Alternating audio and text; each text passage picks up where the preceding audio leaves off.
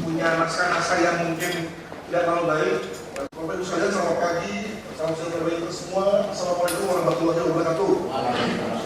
Semoga tidurnya enak ya, dan makannya juga lancar sehingga kita bisa memulai pelatihan pada hari kedua ini.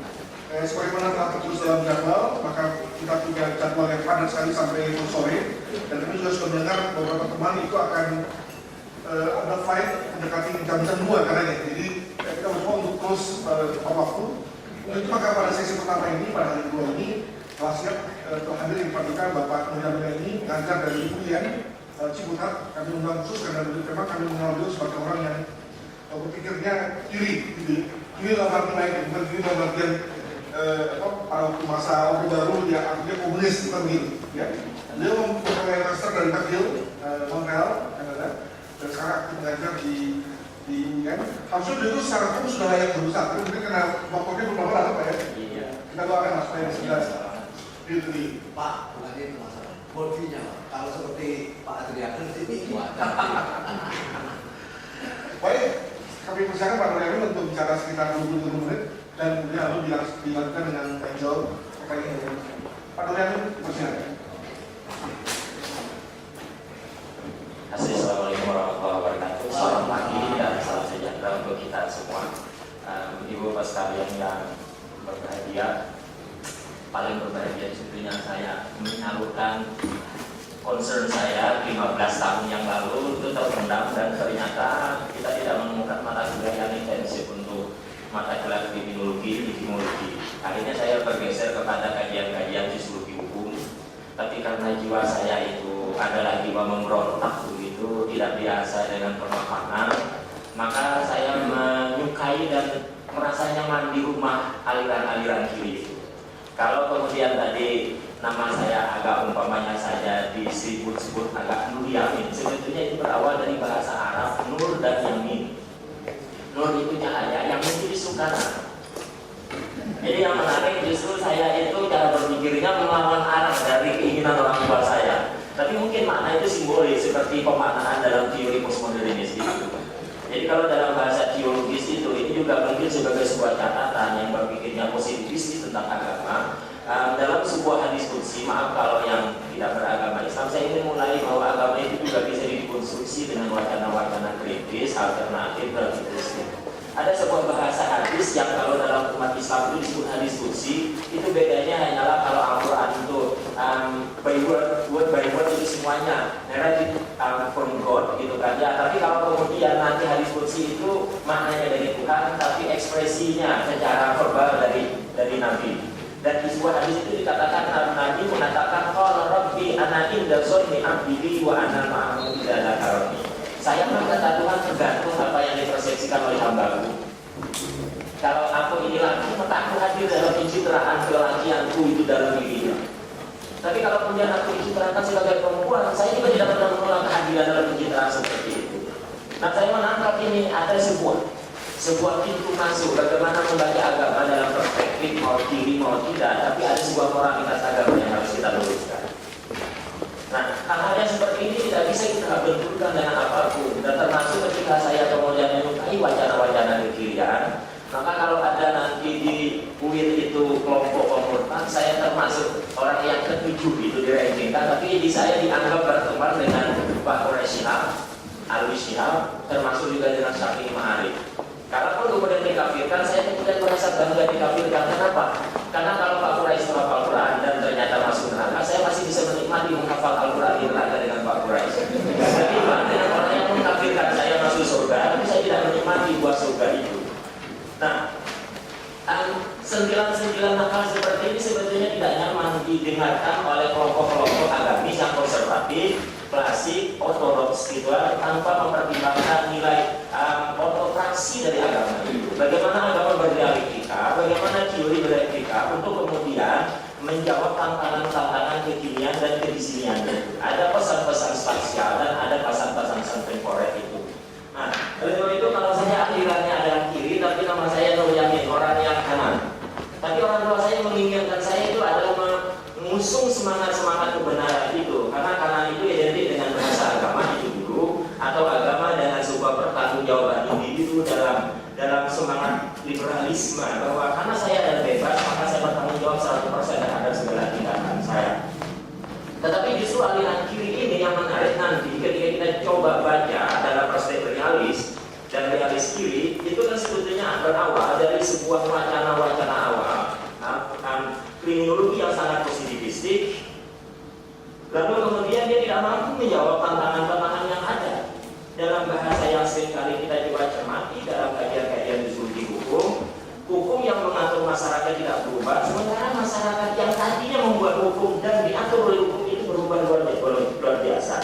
Nah inilah yang tidak matching, tidak cocok, tidak match, dan tidak mampu berdialektika dengan tantangan-tantangan yang ada sekarang ini. Oleh sebab itu realisme radikal itu sebagai satu varian dari kriminologi kritis. Kenapa dia mungkin nanti juga bisa dikatakan aliran kiri ini yang mau realis, mau idealis, mau nanti kelompok-kelompok Marxis yang lain itu cenderung kemudian sebagai sebuah antitesis terhadap wacana-wacana makro lama, model Marxis yang lama, membuat kemudian ada hal-hal yang dari pendekatan mikro itu tidak terjawab. Nanti akan terlihat lebih jauh. Jadi di sini dikatakan radikal karena ingin keluar dari mainstream dari teori-teori lama yang sangat positivistik, klasik, memahami kejahatan itu secara kanonikal, lalu kemudian dalam pola deterensi yang membuat penanganan kejahatan itu harus berujung pada satu balas dendam dan seterusnya. Jadi di sini sebagai kritik terhadap kegagalan teori kriminologi menjelaskan kejahatan, menguji peran kapitalisme dan dampaknya pada kejahatan di masyarakat.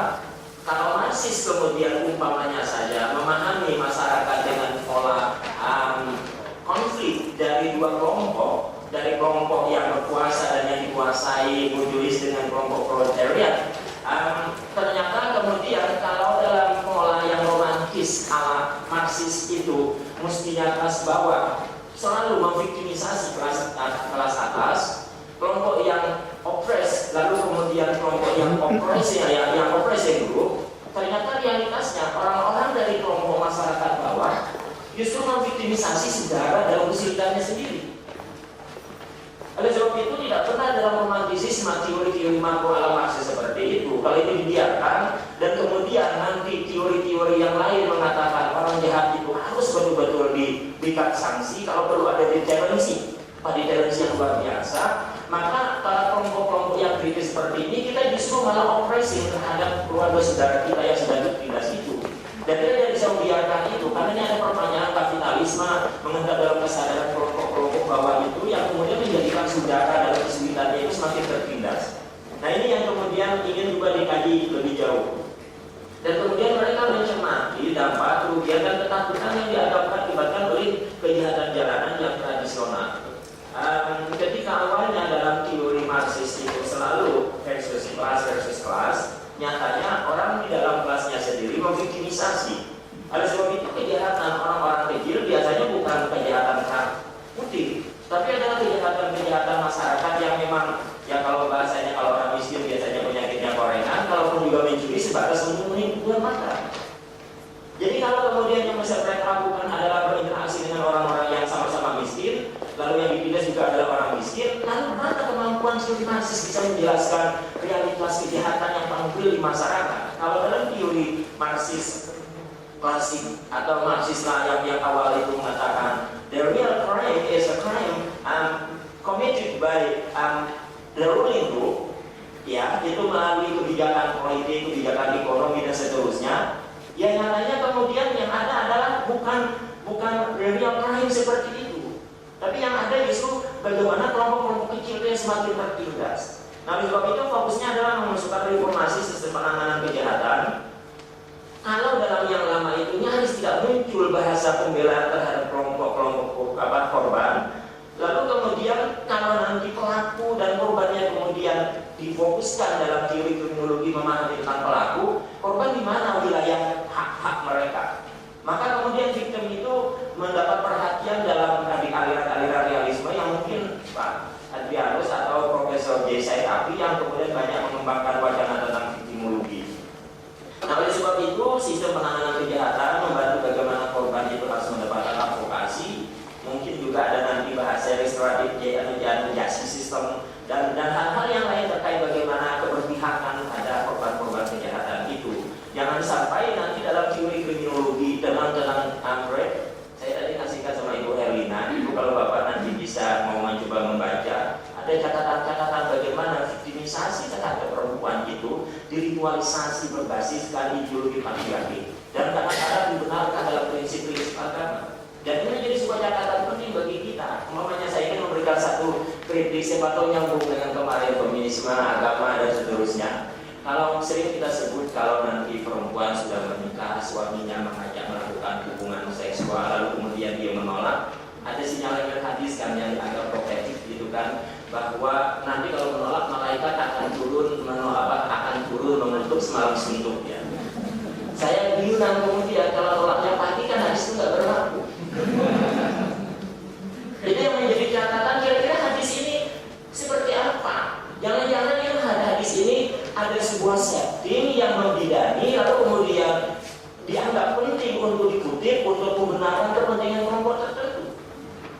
Ya, lalu kalau kemudian juga dicermati, ada bahasa saya sih paling takut kutukan Tuhan, kalau kutukan malaikat enggak.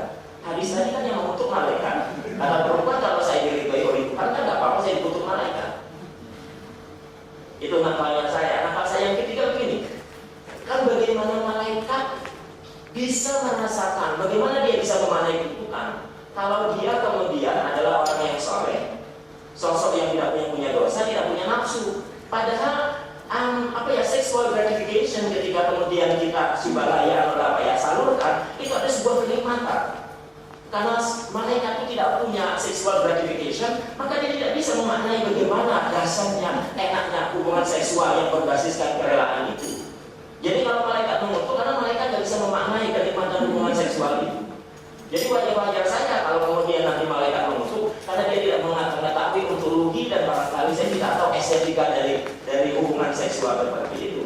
Nah, hal-hal yang seperti ini, kalau kita kemudian sentuh dari bahasa-bahasa yang lain, mungkin mengantarkan kita satu pertanyaan, apakah iya Tuhan menghujat atau jangan-jangan Tuhan dimanfaatkan oleh kelompok tertentu untuk satu pembenaran atau kepentingan saja. Nah, oleh sebab itu teori kiri ini juga dan teori yang realis ini ingin mencoba melihat bahwa kejahatan itu perlu ada penanganan secara khusus, lalu kemudian tidak boleh kita terlalu menekankan deterrensi dan penjara, karena penjara itu justru menjadi sekolah yang penting atas aturan. Dengan learning theory dari asosiasi pada deterrensi asosiasi justru membuat kita menjadi lebih banyak pengelompokan kepada kelompok-kelompok peer group yang nakal, yang jahat itu menjadi bagian dari identitas kita. Kalau itu yang ada, maka nggak salah kalau orang harus keluar dari penjara semakin jahat. Karena sekolah pesantrennya itu bagus.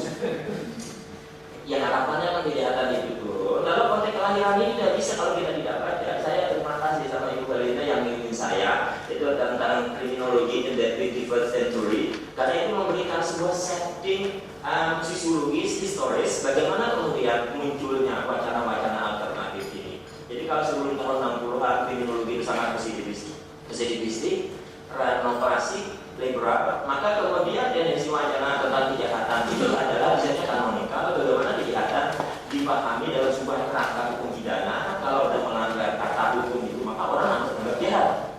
Padahal to be criminal itu kan sesuatu yang didefinisikan. Kalau kemudian ternyata nanti juga ini diikuti dengan tren perubahan gaya hidup masyarakat, maka gaya itu melahirkan pola kehidupan baru.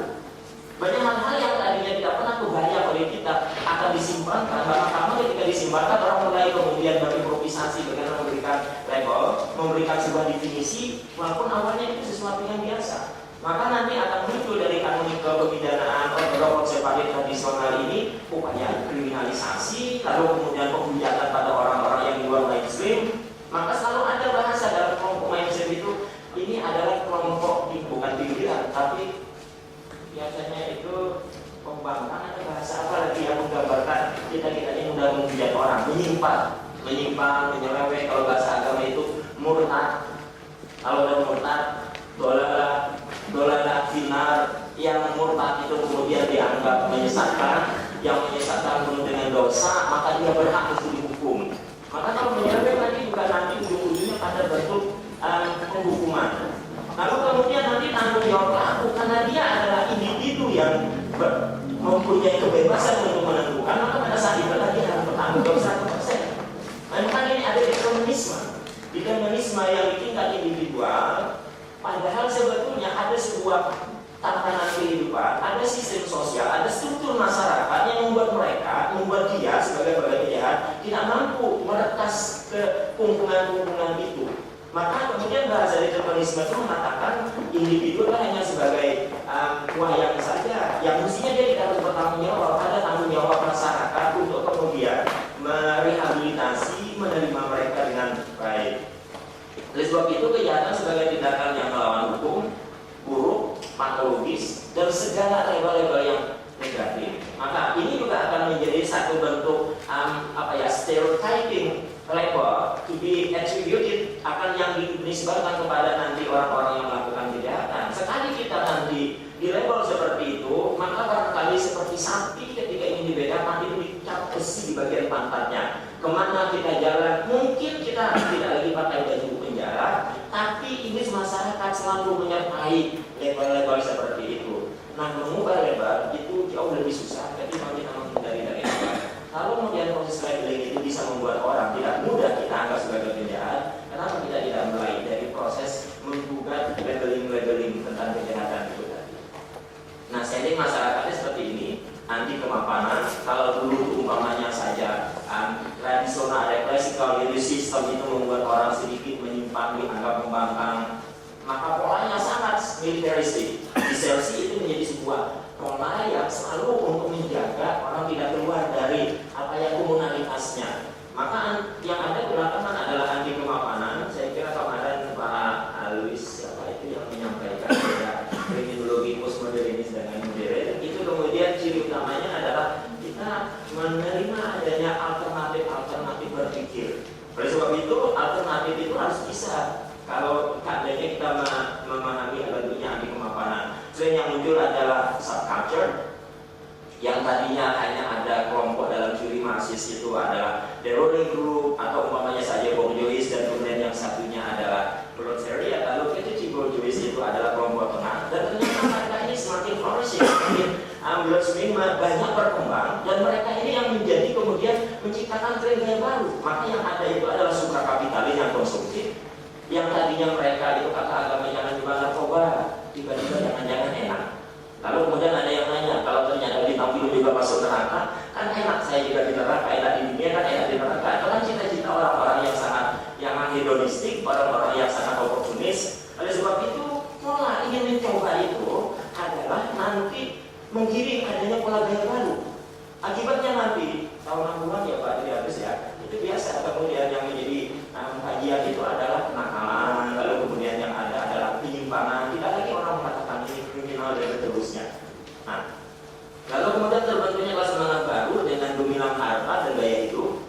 Kalau awalnya itu dianggap jahat, tapi semakin banyak orang melakukan, seperti di Indonesia semakin banyak orang menggunakan obat-obatan terlarang. Nah, belakangan kalau semuanya ditangkapin, orang muda juga harus ditangkap. Lalu kira-kira penjara kita bisa melakukan apa? Negara kita ini jangan-jangan malah tambah banyak, atau mungkin orang sengaja masuk penjara. Kenapa? Karena di penjara ini lebih terjamin makanya ketimbang kemudian di luar. Ini juga menjadi hal yang menarik. Maka tidak bisa dibiarkan dengan segala upaya kriminalisasi. Maka wacana alternatif, masyarakat dengan mobilitas spasial melahirkan komunitas baru dengan pluralitas latar belakang etnik, agama dan seterusnya, gaya hidup, cara pandang. Maka mau tidak mau kemudian ini juga disinggungnya ada interseksi dengan wacana postmodernis, menerimanya tafsir-tafsir alternatif itu. Nah, oleh sebab itu embrionya kritik terhadap objektivisme, relativisme juga akan memberikan ilham yang luar biasa. Kalau dulu itu orang selalu berpikirnya objektif, ternyata banyak kalau dalam bahasa itu kan seorang filosof sosial, dia bilang sebetulnya ketika kita membela objektivisme, maka puncak dari objektivisme yang kita bela itu sebetulnya adalah subjektivisme kita. Kenapa? Karena kita ternyata tidak terlena terhadap orang-orang yang lain berpendapat. Ketika kemudian kita berbalik, umpamanya saja subjektif, pada intinya juga kita membela objektivitas. Padahal ternyata benar dan tidak itu tergantung setting. Nah, umpamanya saja saya selalu berargumentasi kepada mahasiswa yang selalu dalam pandangan agama itu positif di sini 3 kali 1 sama nggak dengan 1 kali 3? kebanyakan yang baru memahami ilmu pasti dia katakan sama. Saya bilang kalau itu sebagai sebuah rumus, berarti nggak ada kapan kalau Anda dapat resep dari dokter. Ada 2 struk obat, yang satu 3 kali 1, yang satu 1 kali 3. Saya nggak berani. Kalau begitu ternyata pemaknaan sebuah tes itu ada nilainya lokal. 3 kali 1, 3 kali makan sebiji-sebiji. 1 kali makan, 1 kali makan 3 biji. Kalau yang tadi harus dicicil kita kemudian kayaknya tenggorokan saya agak lebar, saya mau langsung kalau bahasa agama dijemak saja. Lalu kemudian jebol gara-gara kemudian overdosis. Ketika yang mestinya 3 saya cicil juga tidak benar. Berarti kalau begitu ada pemaknaan yang harus memang kita terima sebagai satu alternatif. Oleh sebab itu tindakan di luar garis hukum tidak selamanya jahat, tetapi hanya dianggap sebagai penyimpangan. Nah, penyimpangan-penyimpangan inilah yang menarik kemudian. Pokoknya saya Whitaker yang sering melihat sebagai outsider, kemudian kita melihat bagaimana kenakalan-kenakalan anak di Amerika sebagai satu bentuk penyaluran mungkin dari perubahan cara hidup di keluarga. Mereka menemukan umpamanya saja sosial dan economic capital untuk menyalurkan apa yang mereka inginkan. Nah, tren itu mau tidak bisa dibiarkan untuk kemudian dihubungkan dengan kajian-kajian. Awalnya sedikit mencoba-coba, lalu kemudian masalah berujung pada nanti itu penjahat.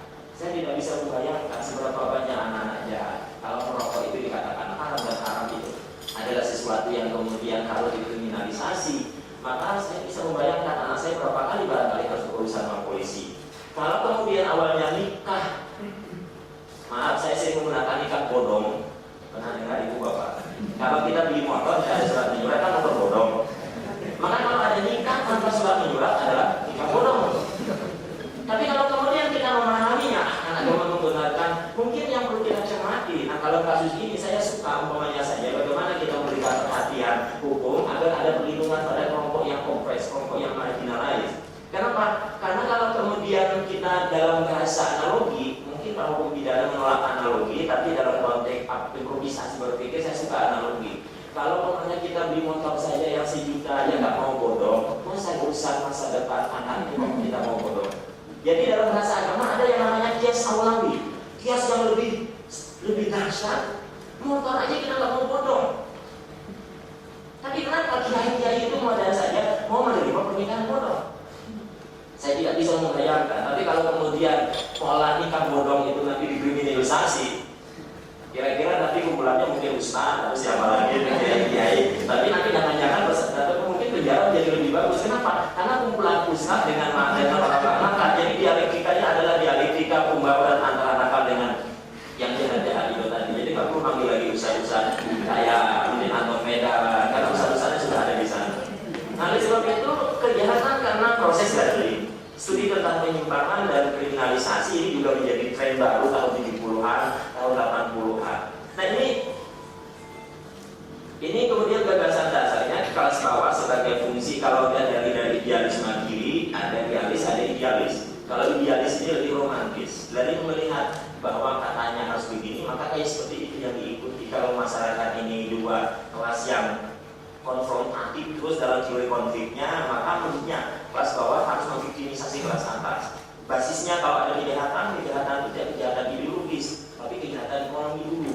Kalaupun kemudian nanti feminis Marxis itu menggunakan pendekatan Marxis, lalu pendekatan ideologi seksual, ideologi palosentris mungkin dalam kelompok-kelompok feminis itu yang kemudian menjadi dasar pembenaran mereka. Kalau kemudian kejahatan nyata sebetulnya bersumber dari aksi elit politik penguasa melawan publik via kebijakan hukum, politik, dan ekonomi. Nah, hukum pidana sebagai ekspresi kelas penguasa untuk memproteksi kepentingan kelompok mereka.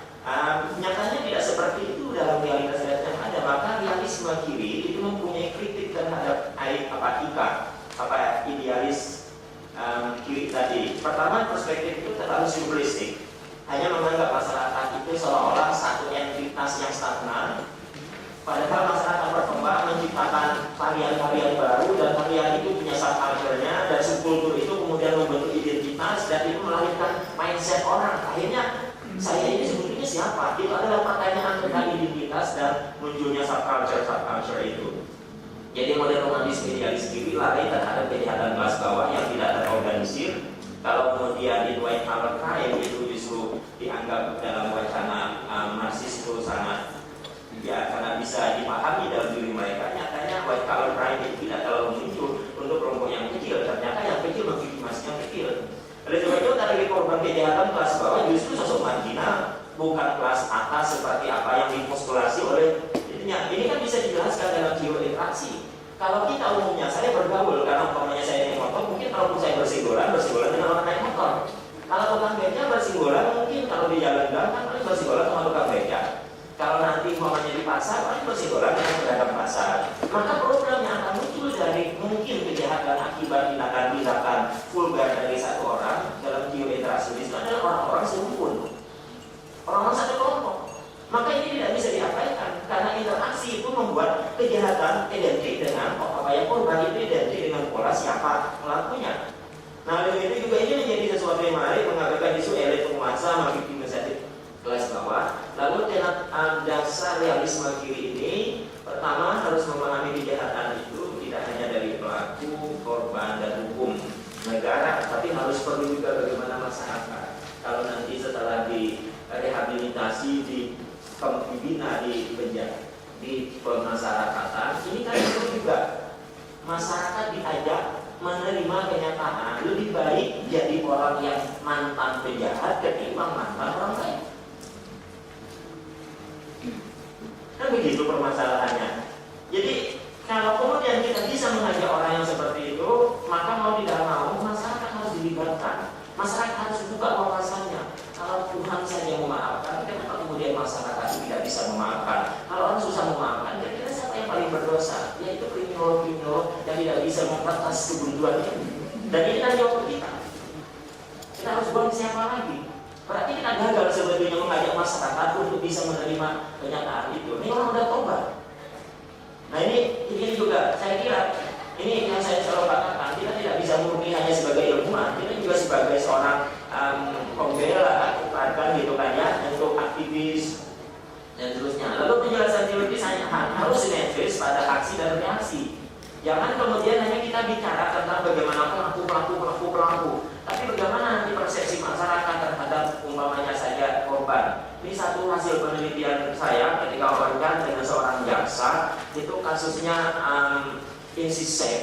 Jadi orang tua memperkosa anak kandungnya, lalu kemudian melahirkan anak, tiba-tiba karena ini diulang terus-terusan oleh sang bapak, lalu anaknya nggak terima, lalu oleh pihak keluarga dilaporkan.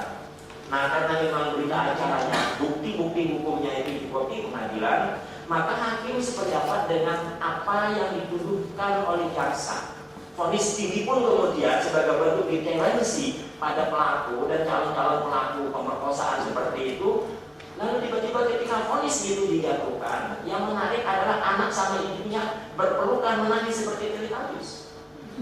Menariknya kenapa? Mestinya kan dia bahagia, dia sudah hidup dalam masyarakat dan kriminogen discrimination begitu. Jadi ketika bapaknya sebagai biang kerok yang membuat dia tidak nyaman itu tidak ada, justru dia sedih. Lalu apa kata sang anak tadi? Pak Hakim, jelek-jelek itu kata Bu Jaksa juga, itu kan bapak saya. Nah kalau bapak saya kemudian di penjara, kami makan apa? Kalau dia ada, walaupun saya kemudian disakiti, tapi ibu saya, anak, adik-adik saya masih bisa makan. Nah kalau seperti itu kan mau tidak mau bagaimana partisipasi masyarakat. Akhirnya Ibu Hakim tadi mungkin diinspirasi oleh tanggung jawab publik untuk tadi membantu korban. Akhirnya dia harus membagi tunjangan gajinya itu untuk membantu keluarga. Jadi tidak cukup hanya dengan menghukum tanpa kemudian kita berpartisipasi bagaimana melakukan perbaikan. Nah oleh sebab itu juga manusia sebagai makhluk bebas bertindak dan dia harus mempertanggungjawabkan tindakan, melakukan intervensi dalam kasus ini. Ini ternyata untuk tenet yang ketiga, dia sependapat dengan aliran-aliran klasik bahwa manusia itu bebas, dia harus bertanggung jawab agar orang-orang yang tadi melakukan kesalahan tidak boleh menetralisasi kesalahannya itu dengan mengatakan saya ini kan hanya dikonstruksi berdasarkan umpamanya saja cara berpikir masyarakat, ada struktur yang determinatif. Oleh sebab itu dia dalam aliran ini tetap minta pertanggungjawaban pelaku. Dan kemudian ini aliran kiri ini juga meminta intervensi praktis berbasis teori agar kemudian kebijakan negara tentang penanganan kejahatan harus selalu mencermati hubungan the square relation of crime. Jadi ada bahasa offender, pelaku, ada victim, ada kemudian negara dengan segala aparatusnya, dan kemudian masyarakat menjabat sebagai bagian yang harus mengontrol bagaimana perbaikan-perbaikan itu. Nah, ini proyek realisme itu adalah mengungkap mitos menyesalkan dan kejahatan yang dicitrakan media. Karena ada media juga mengatakan, kan perempuan itu, maaf saya agak sedikit sedih dan saya pernah diprotes sama pelayanan mitra itu siapa mengira dia sih. Karena ada bahasa begini, ketika ada perempuan katanya diperkosa, saya tidak sengaja, dia tidak bermaksud ini dengan dia. Mudah-mudahan ibu bapak bisa memahaminya positif. Ketika perempuan diperkosa, awalnya seperti ini, tolong.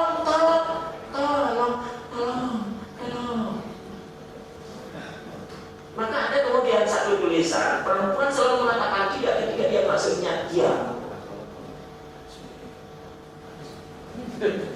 Ini sudah berlanjut nanti sentilan-sentilan saya. Oleh sebab itu bagaimana kemudian mitos pembenaran kejahatan itu selalu dikatakan, ya itu kan sebetulnya perempuan juga menyukai. Satu contoh ketika di Amerika seorang pengacara ingin membela kliennya, dia mulai dengan mengambil botol Coca-Cola, dia spinning botol Coca-Cola itu dalam keadaan bergerak, dia tunjukkan kepada juris dan hakim, Pak juris silakan lihat bagaimana saya bisa memasukkan ballpoint ini ke dalam botol Coca-Cola yang terbuka ini. Kalau seandainya dia tidak diam begini dan kemudian baru bisa masuk. Penetrasi itu baru mungkin kalau seandainya ada yang kemudian, maaf saja dalam bahasa memang menunggu. Dan dia kalau diri seperti itu kan mengabaikan bagaimana relasi power. Kalau kemudian fisik perempuan itu cenderung kecil, apalagi itu gang rape, itu ramai-ramai seperti yang terjadi dalam studi kita itu di Kalimantan Timur. Ada yang pegang kakinya, ada yang maaf saja melorotin celana panjang dan celana dalamnya, ada yang pegang tangannya, dan pada saat itu yang kemudian menggagalinya. Lalu apakah kemudian pergerakan dalam logika adversarial rule adalah hakim-hakim yang tradisional itu kemudian bisa kita pahami dengan teori relasi power yang equal tadi.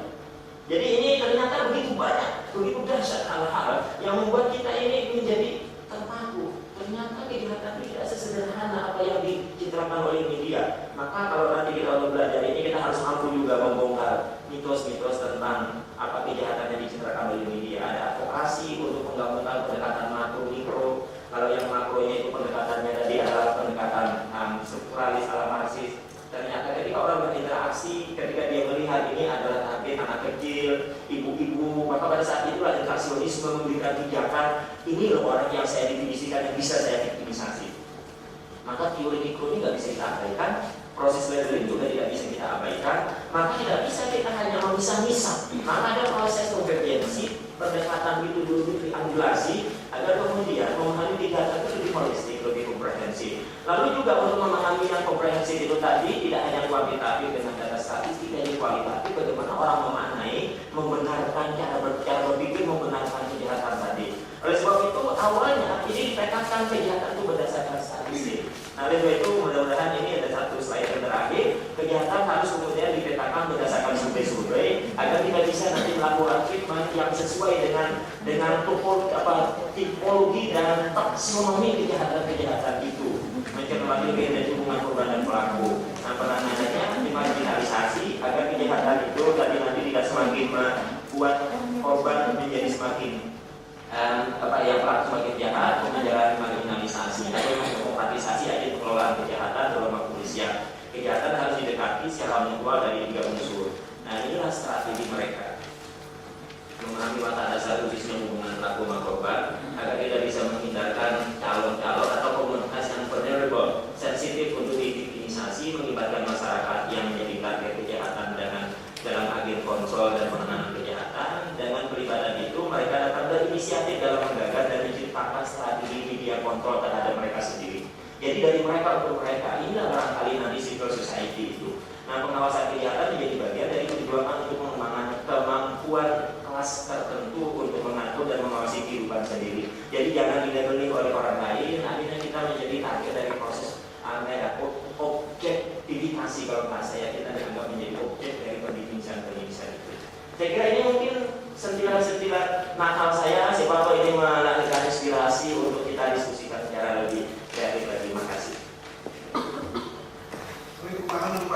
Aku makan pagi beliau ini kesibukan. Oke, kami persilakan jika ada benar satu. Tadi dapat disimpulkan bahwa ada pemikiran realis dan realistis yang berkembang dalam teknologi.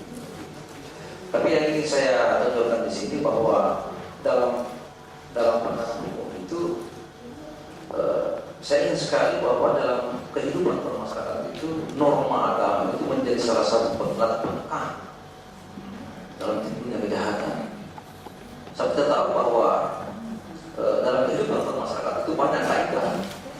Ada kaidah hukum, ada kaidah agama, ada kaidah sosial lain yang mengontrol aktivitas kehidupan bermasyarakat. Saya ingin sekali bahwa dalam kehidupan bermasyarakat ada norma agama yang bisa lebih banyak mengontrol perilaku kehidupan bermasyarakat yang menyimpang. Tapi kemudian dalam kehidupan kita sehari-hari, kita semua penganut agama kok tidak ada korelasi antara tingginya kemampuan beragama seorang dengan perilaku menyimpangnya. Sama halnya kita lihat bahwa semakin banyak orang berpendidikan tinggi, juga semakin banyak terlibat dalam perilaku menyimpang. Ini juga suatu hal yang menurut saya tidak match. Asumsi kita kan semakin tinggi pengetahuan orang atau semakin tinggi pemahaman agama orang, semakin bagus perilakunya. Kan itu asumsi komunitas kita. Dalam kehidupan kenyataan kita tidak begitu.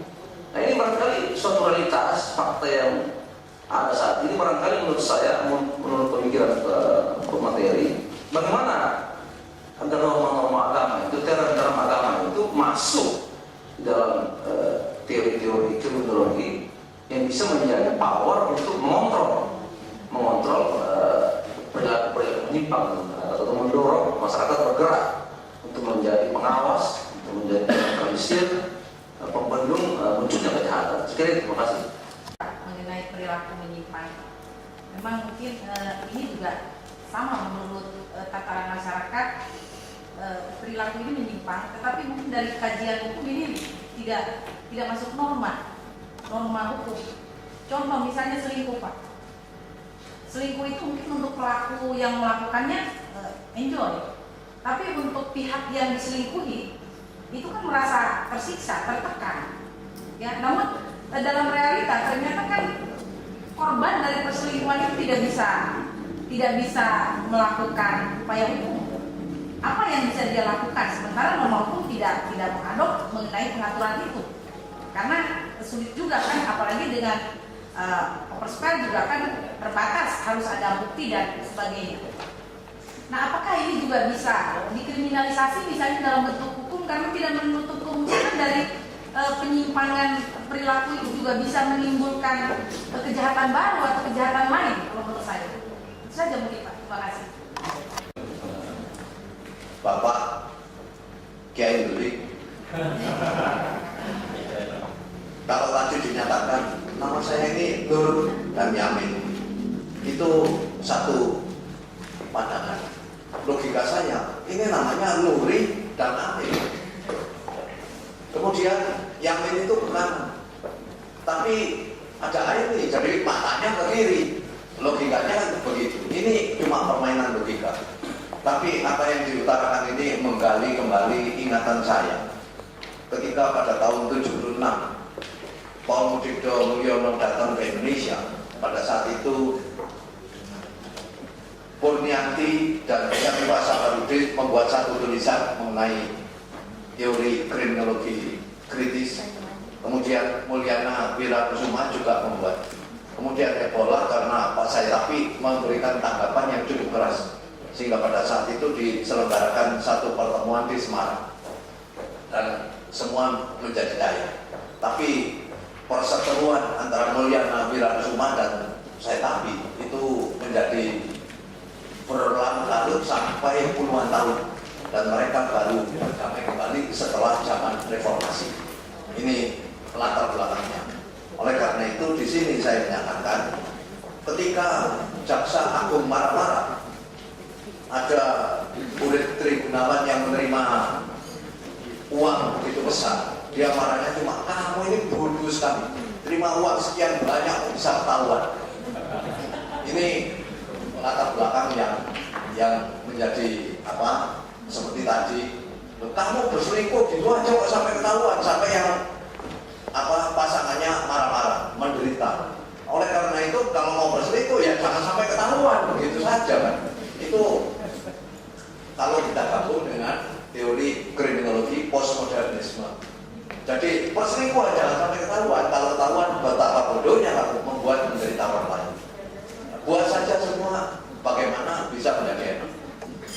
Gaya berpikir beliau itu kira-kira mirip dengan gaya berpikir Gusmus di Jawa Tengah, dan saya sering ikuti dan seringkali saya terbabak sendiri.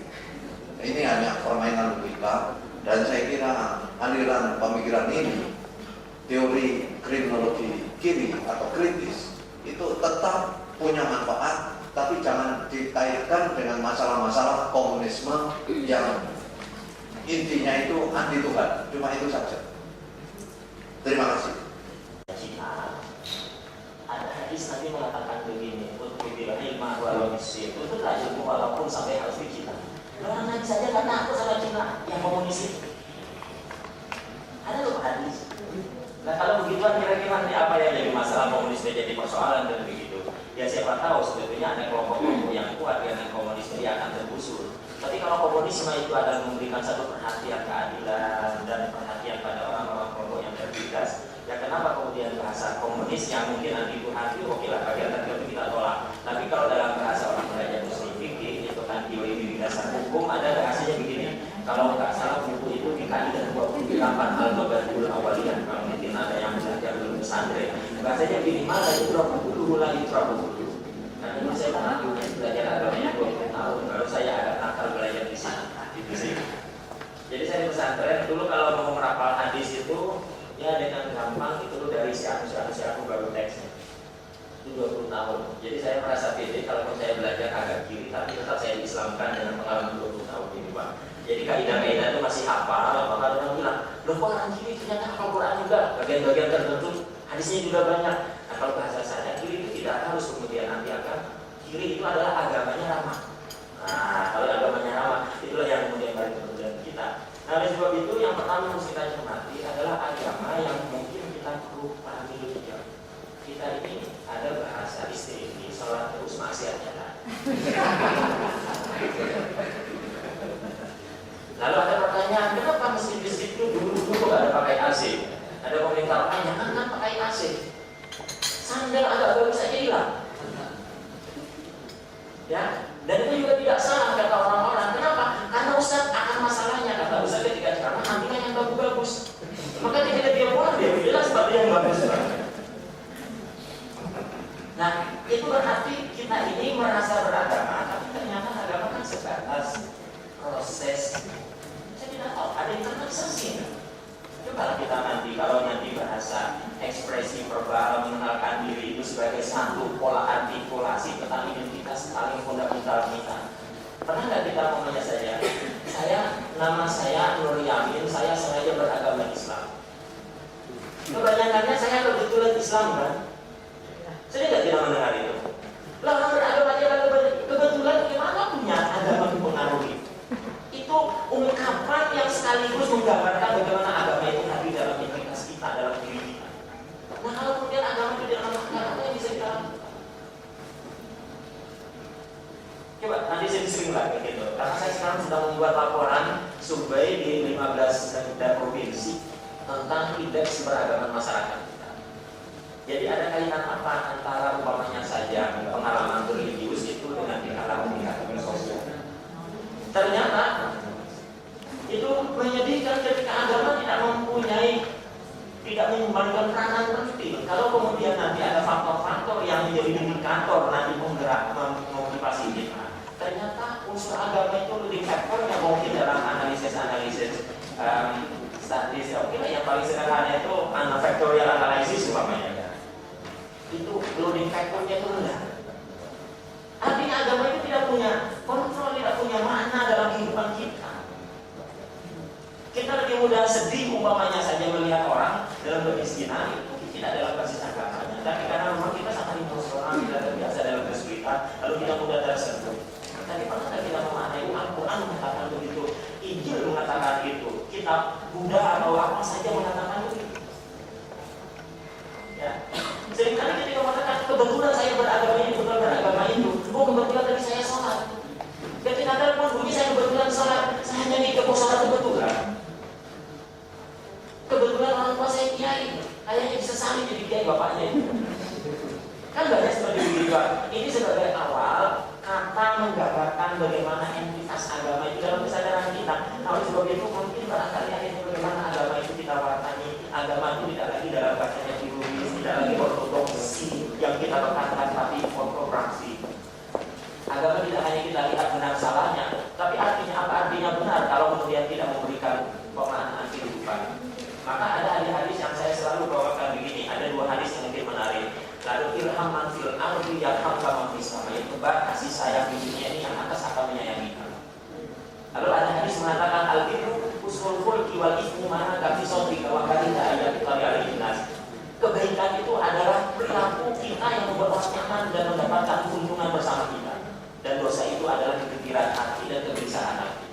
Nah, kalau tiba-tiba kita beragama kadang-kadang mau sholat saja, tiba-tiba acara rame-rame begini, ngumpet-ngumpet kayaknya malu atau apa dikenal orang banyak, lalu kemudian kita merasa malu. Berarti agama itu tidak membuat kita punya proudness, punya kebanggaan. Gimana kalau sesuatu yang tidak dibanggakan kita mau kemudian jadikan kekuatan untuk menggerakkan? Maksudnya kan itu kita menjadi di tengah yang ada itu, kalau ada bahasa katakan kebenaran walaupun terasa pahit, itu artinya dengan segala tantangan. Jadi orang mengatakan tidak, saya harus mengatakan iya. Kalau orang kemudian malu, saya harus mengatakan dengan atribut saya seorang muslim. Ketika saya harus keluar, umpamanya saya di Sipol, bukan di Amsterdam untuk cari sholat, saya harus cari di sana kemarin, walaupun orang-orang kan susah-susah masih loyalin, udahlah nanti Tuhan juga ngerti kalau kita kesulitan. Tapi ada sebuah obsesi saya, masih saya ingin melakukan yang terbaik untuk diri saya tidak melakukan untuk orang lain. Kalau saya kemudian menemukan makna dengan saya dengan melakukan kebaikan, maka mungkin agama itu yang inspiring, lalu barang functioning dalam kehidupan orang lain. Tapi kalau kemudian masyarakat kita ini aritmatiknya kan aritmatik orang serakah, nambah, murah pikir, gak pernah minus. Habis itu kita memultiplikasi dengan melipat gandakan kira-kira kalau investasi return poinnya berapa banyak, baru belakangan kita membagi, itu pun sedikit, kadang-kadang gak mau seperti mengeluarkan zakat. Dan yang ada juga budaya kita adalah metik baru lagi. Berapa banyak orang sekarang mengambil lalu merasa tidak pernah ada merasa tercukupi. Dengan logika-logika seperti ini, maka agama menjadi program yang rasanya itu menjadi program dalam kehidupan kita. Jadi agama ini tidak punya makna yang sangat signifikan dalam kehidupan. Terus itu kita mulai bagaimana kita moralisasi kehidupan, religisasi kehidupan kita. Kalau agama menghendaki begitu, agama umpamanya mengatakan kalau yang jangan, katakanlah jangan. Ada tanggung jawab kolektif kita. Ada bahasa gini, al-amru bil ma'ruf wa nahyu 'anil munkar. Definisinya sederhana, al-ma'ruf itu adalah sifat sesuatu yang ditolak, yang diterima secara publik. Kalau al-munkar adalah sesuatu yang ditolak. Maka kalau kemudian kita juga tidak mau mengalami victimisasi, jangan lakukan itu pada orang lain. Jangan kalau orang lain dia, untuk kita tidak. Itu kan kita egois. Nah, hal-hal yang seperti itu akhirnya mungkin agama akhirnya kita sudah fasilitas. Bagaimana kita kontrol? Mungkin kalau akhirnya lama-lama kita banyak juga membuat agama yang memberikan tambahan hukum. Saya kira mungkin agama-agama yang kita cari dalam bahasanya ada alternatif untuk mengatakan itu tidak sama. Saya kasih satu contoh, kalau umpamanya ternyata selingkuh kira-kira bisa dikriminalisasi enggak? Karena kita mungkin mulai kan kita tanya perdata. Yang dikorbankan itu adalah pasangan kita. Sebetulnya kalau kita tidak terima, ya kita putuskan. Karena dalam diri kontra itu ketika ada yang dikorbankan, dia berhak untuk kemudian nanti meminta ikatan itu putus. Tapi yang jadi masalah kan lepas dari mulut buaya masuk ke mulut harimau. Akhirnya menjadi janda itu tidak enak. Di sana ke sana kemari. Bahkan dalam penelitian kategori cerai mati, cerai hidup saja masih muncul. Padahal dua-duanya kan cerai kan. Ini kalau cerai mati, kita kan ada apologi. Kan kalau mau disalahkan saya jadi janda atau buddha, salahkan Tuhan yang mencabut nyawa pasanganku. Kan kita ada bahasa netralisasi kan? Kenapa? Karena memang kita ada kan pada diri mas stereotyping, masyarakat kita tidak netral, masyarakat kita tidak inklusif, merangkul kita. Maka yang ada adalah seringkali saya bingung sebetulnya ini agama yang mengajarkan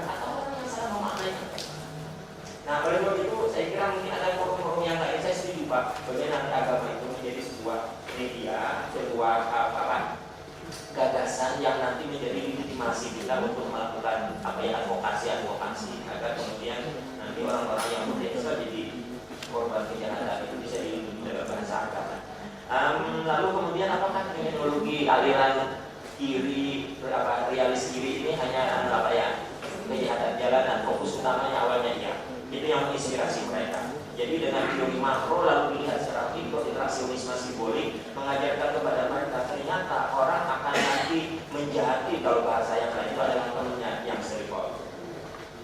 Untuk melakukan nanti kejahatan melawan orang atas itu kan harus dengan supervisi yang luar biasa, itu pola modus dan seterusnya. Tapi kalau kemudian nanti sesama orang yang menonton orkes dangdutan kan nanti ada dompetnya enak dicopet kan, kalau yang menonton dangdut kan adalah orang menonton dangdut juga. Ya orang-orangnya yang tidak bisa membayar tiket ke konser. Kalau yang tiket ke konser kan yang paling-palingnya yang pas atas juga. Oleh sebab itu tidak bisa dipahami. Nanti memang inspirasinya adalah dari street crime itu. Tapi lama-kelamaan kemudian ketika nanti dunia internet juga memviktimisasi orang yang sekelas, lama-kelamaan ini merupakan. Tapi awalnya itu mungkin itu Pak.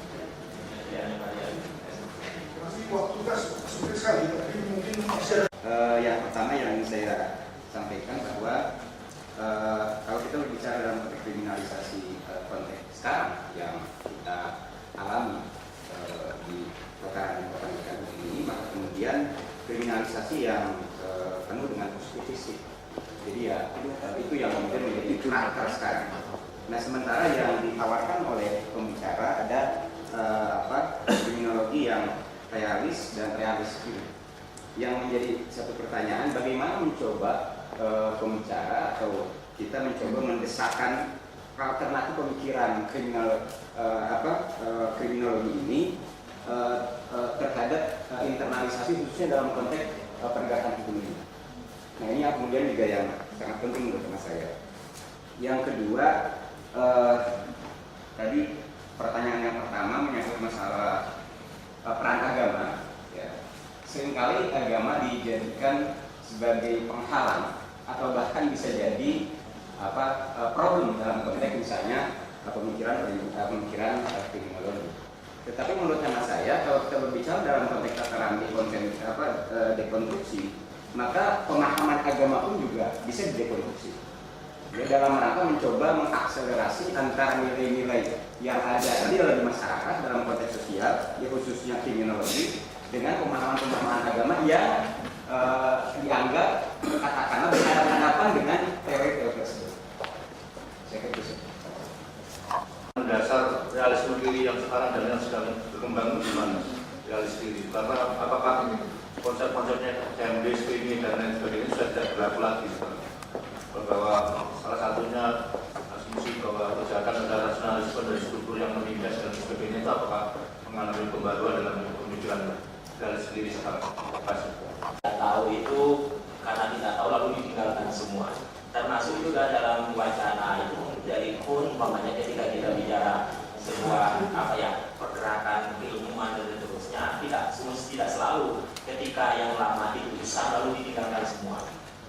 Yang baru mungkin inspiring, tapi tetap kemudian yang lama itu digandrungi oleh kelompok-kelompok yang sudah sangat ideologis dalam pemanaan ajaran-ajaran yang lama. Oleh sebab itu komunisme itu tidak usah pada kelompok tertentu, walaupun di daerah Eropa Timur yang ada ini kan sudah kolek. Nah itu yang barangkali Chemlis, lalu kemudian kelompok-kelompok yang lainnya sudah mensofistikasi pola-pola marxis, sosialis atau seterusnya, strukturalis dan struktur yang menindas, itu ternyata tetap saja ada pendukungnya. Pendukung-pendukung ini yang mungkin nanti kita lihat aliran-aliran, tapi tetap aliran itu eksis. Mungkin karena dia hidup dalam suasana yang realitasnya itu membenarkan kebenaran teori tadi. Ya kalau kemudian saya pendekatan yang agak positif, yang positivistik, maka kemudian mungkin saya akan cari data-data yang akan mendukungnya saya. Karena itu ketika ada bentuk advokasi, mungkin tidak hanya sekedar ilmuwan saya juga sudah seperti seorang aktivis. Kalau sudah aktivis kan cari dasar pembenaran. Ya salah satunya dulu detik biar kemudian omongan saya didengarkan orang, kan itu bentuk-bentuk yang lain. Nah dalam pola seperti ini saya melihat Pak, memang yang lama produk Cambridge itu kan ya, itu tidak wacana mereka tetap juga eksis pada kelompok yang memang mendukung dan sealiran dengan mereka. Tapi yang baru ini membuka wawasan yang ada bahwa masyarakat tidak berkembang. Oleh sebab itu teori-teori yang ada nggak bisa kita biarkan. Jadi kemapanan itu nggak bisa kita pertahankan ketika keadaan yang baru harus kita disponi. Dan ini akhirnya kalau saya dari agak sederhana singkatnya menjawab apa, ini juga kembali kepada bahasa agama. Agama itu kan cenderung masuk kepada kita sebagai sebuah ideologi. Akhirnya kita pun susah untuk kemudian menutup apa yang Tuhan lagi. Oleh sebab itu kalau udah masuk ke agama, orang mengatakan agama itu masuk boleh, keluar tidak. Ketika orang udah masuk Islam, keluarnya murtad. Ketika orang murtad, maka kemudian hukuman mati, kan begitu. Kalau permasalahan saya kan nggak etis ketika kita masuk sebuah ruangan dan ruangan itu rasanya sumpah. Kita dipaksa untuk hidup dalam kesumpukan itu. Kalau kemudian ada risiko kan itu pilihan saya, biarlah saya bertanggung jawab. Belum lagi nanti saya kemudian coba mendekonstruksi. Kalau ada hadis mengatakan orang tidak agama itu bunuh, lalu kemudian saya agak nakal membaca Al-Quran itu. Ada kalau begitu orang mau murtad itu, maaf kalau yang agak Islam kemurtad itu adalah orang yang dari Islam tidak ke agama lain. Ya, lalu kemudian kalau tadi hukumannya hukuman mati berarti ada eksekusi. Eksekusi itu dalam bahasa Arab namanya qutilah. Ya, executed. Selain kalau bahasa Inggrisnya. Lalu kalau seandainya nanti orang murtad itu meninggal dalam versi Al-Quran, bahasanya apa? Apakah qutilah ataukah yang mutu?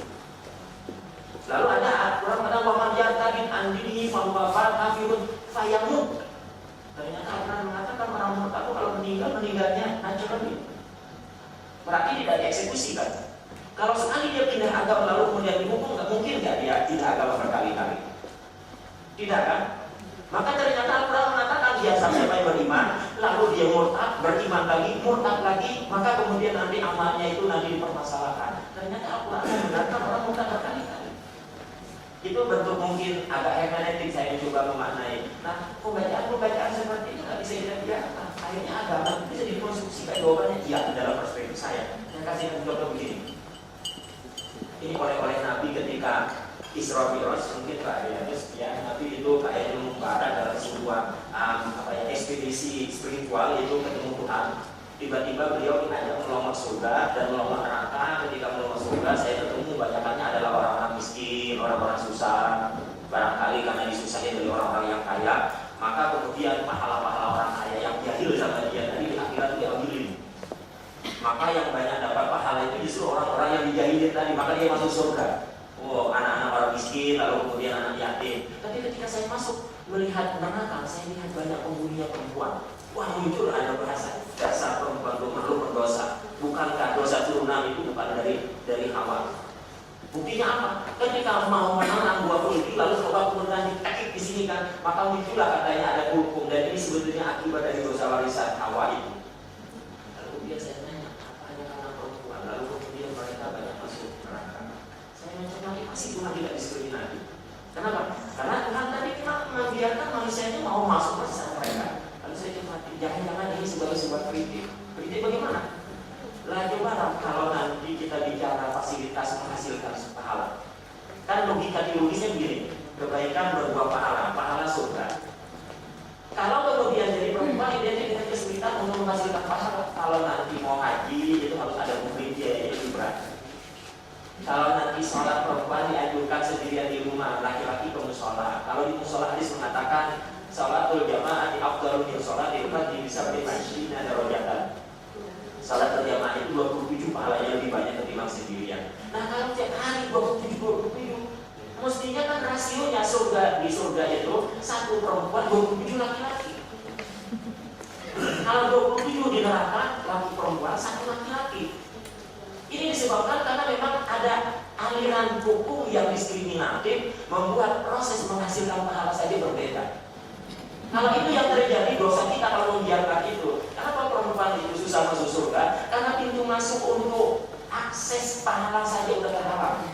Apa kita biarkan? Saya kira tidak. Mungkin dari konstruksi hal-hal seperti itu. Tapi mungkin saya akan semakin mudah dibijak orang tua ini ternyata semakin Tapi ini menjadi hal yang menarik. Catatan-catatan seperti ini. Ya, oleh sebab itu kalau kemudian nanti kepada penegakan hukum, saya kira itu perlu kalau agama tadi dikonstruksi banyak catatan lain. Nah, hanya orang-orang yang takut saja untuk mendukung solusi. Ya kalau nanti hanya saja dengan faksi-faksi itu konstruktif sebetulnya yang dilakukan oleh ulama-ulama. Ada kalimat kalau bisa nanti ada yang tertarik sama buku, ada Alamul Muwaqqi'in Rabbil Alamin Ibnu Qayyim, itu meninggal 1350 Masehi.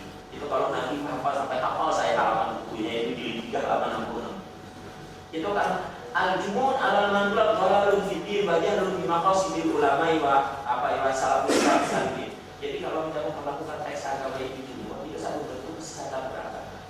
Dan Anda tidak mengerti pesan awal kenapa ulama umur sekali.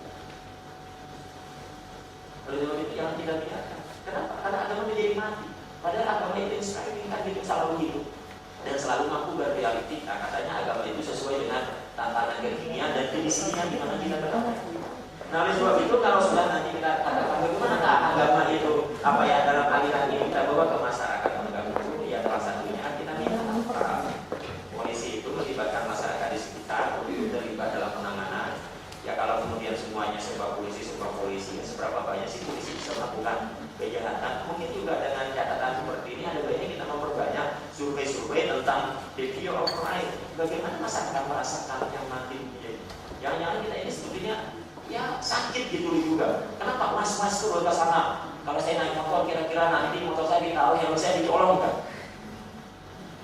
Kalau kita udah mulai juga sakit, saya kira akan banyak nanti dari yang sakit melahirkan nanti sikap-sikap yang sakit pada orang. Akhirnya stereotipik kita berpikir pada orang lain dan itu membuat jarak sosial. Nah, social distance inilah yang membuat akhirnya tidak nyaman kita hidup dalam pengumuman seperti itu. Awalnya disenggol sedikit menjadi berantem, berbeda sedikit. Kita anggap orang ini adalah calon penjahat akan mengakali kita. Saya kira itu yang paling banyak disuruhkan, membangun 3 the sphere of crime. Jadi ada offender, ada victim, ada state, apparatus, dan apparatusnya lalu kemudian itu ada community yang menjadi bagian dari unsur itu. Jadi tidak hanya langsung pelaku dan korban atau hukum, tapi masyarakat semakin kemudian dirangkul dalam penanganan. Baik, saya kira sini menurut saya yang paling besar sebenarnya adalah kalau kemarin kita sudah mulai biasakan itu untuk mempertanyakan ulang terkait dengan gender, terkait dengan struktur. Sekarang kita pertanyaan sebenarnya kita biasa kita anggap sebagai dogmatik benar, yakni agama. Ya. Dan karena yang ngomong adalah cabutnya, saya kira beliau punya legitimasi itu. Baik, kalau begitu kita bertepuk tangan pada buku dan ada sedikit teman kami. Atau mungkin saya ada catatan kalau nanti ada paper yang mungkin ibu bapak dapatkan, coba baca halaman 9. Saya ingin ibu bapak membaca ada paragraf itu. Ya, ada second, ada paragraf yang kedua. Saya ingin mengatakan perempuan itu luar biasa menyedihkan hidupnya, misery-nya luar biasa. Kenapa? Karena diviktimisasi. Kalau dibacalah paragraf itu, more interestingly, Lucy, older woman, continue to that around desire to hurt his new wife. Coba baca itu, saya ingin bagaimana kita maknai kalau itu adalah terjadi di masyarakat kita. Saya ingin aja itu ada kutipan di bawah. Saya mohon maaf kalau ini saya harus kutip. Iya. Ngeri saya baca itu.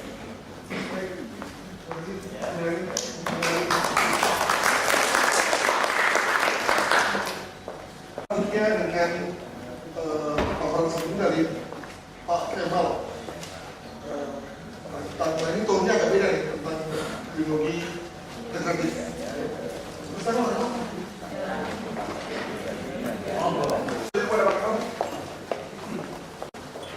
Sebelum mulai saya minta maaf sebelum diprotes, kok nanti naik gitu. Batasnya ada di panitia. Teori of crime itu sebenarnya ada satu bentuk, satu teori yang mencoba menggabungkan beberapa teori, kemudian juga menggabungkan beberapa disiplin, jadi interdisipliner. Masalahnya adalah bahwa banyak para pelopor dari teori integrated teori ini itu adalah kalau kita mau menjelaskan satu masalah sosial, khususnya masalah kejahatan yang dikatakan begitu kompleks, kenapa harus pakai satu teori? Atau kalau saya pakai satu teori, paling-paling cuma bisa menjelaskan satu aspek dari masalah yang kompleks tadi. Ini satu pemikiran awal. Dan karena juga pakai satu metode, satu disiplin. Ya, kalau misalnya digabungkan, maka tentunya penjelasannya akan menyentuh suatu pengungkapan kompleksitas masalah. Jadi artinya yang diintegrasikan adalah bisa teori, bisa dengan metodologinya, kemudian juga disiplin. Jadi biasanya kita memakai penjelasan disiplin psikologi, baik sosial, kemudian juga ideologi dan sebagainya. Ini masalahnya.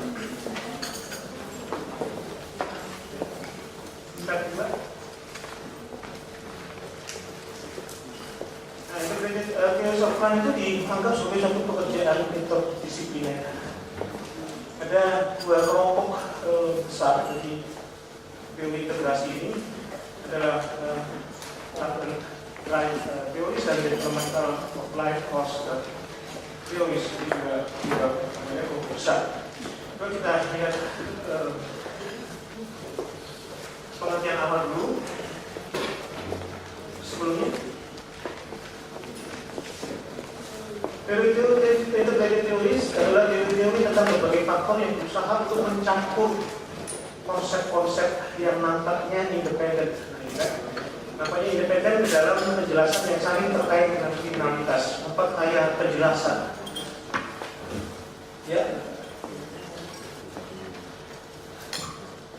Kita lihat multi-factor theories, social development model, biasanya juga disebut seperti itu, SDM, sumber daya manusia. Gitu ya. Apa sih premis utamanya? Premis utamanya adalah kalau kontrol sosial lemah, maka akan menghasilkan kejahatan. Nah, hal ini tentunya kemarin kita sudah bahas banyak tentang teori-teori kontrol sosial, bagaimana keterkaitan antara kekuatan dan kelemahan kontrol sosial dengan munculnya kejahatan.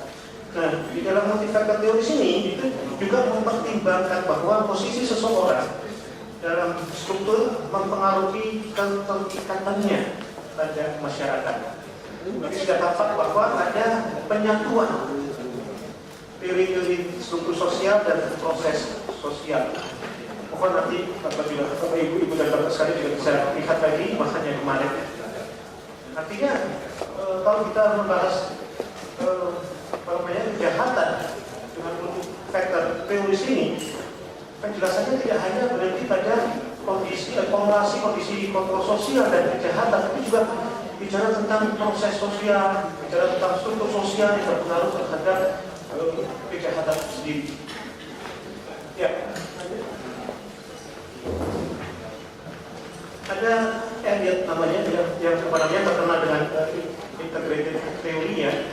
Itu punya premis utamanya, premis ikatan-ikatan sosial yang penuh tekanan dan lemah menyebabkan orang muda berhubungan dengan dan belajar dari kelompok-kelompok penyimpangan.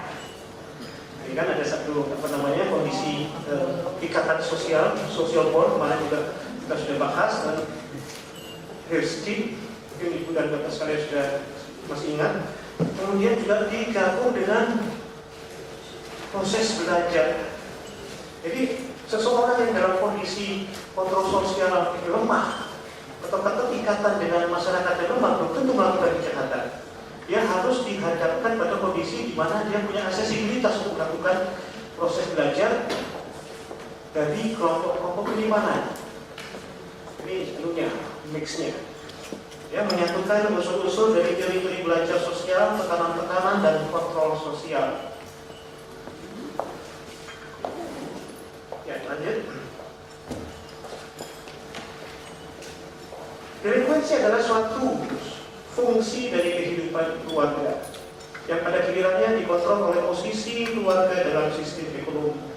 Ini masalah tidak kelihatan.